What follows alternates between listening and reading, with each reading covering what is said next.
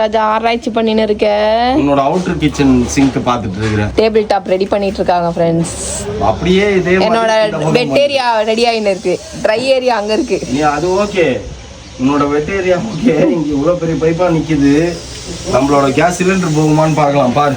இப்போ உன்னை பார்த்த உடனே எனக்கு என்ன தெரியுமா டைலாக் வருது?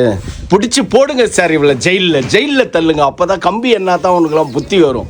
ஜெயிலுக்கு போ. பிரச்சனையா? ஆமாம், இங்க பாருங்க. எல்லாம் கண்ணால கையால தான் நீங்க எல்லாம் அளவெடுப்பீங்க. நான் எல்லாம் கண்ணால பார்த்தே அளவெடுப்பேன். கண்ணாலே பார்த்தேன். ஃபேஷன் டிசைனர் நானு. கரெக்ட். அப்படி சொல்லி அது தூங்கி நிக்குது அந்த மிஷினு. சர்டிபிகேட் எல்லாமே வந்துச்சு. நேத்து வந்து கைவரிசை இங்க வந்து தான் நான் காட்டுவேன்.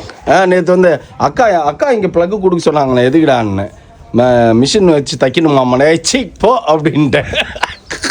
அவன் கிழிச்சா தச்சு அது வைக்கிறதுக்கு அங்க அதை பாரு, அந்த இடத்துல இடம் இருக்குது பாரு, அந்த இடத்துல தூக்கி மிஷினை வச்சுப்பா.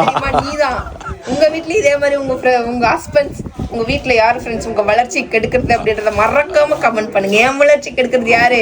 ஆமா, வளர்ச்சி உன் வளர்ச்சி.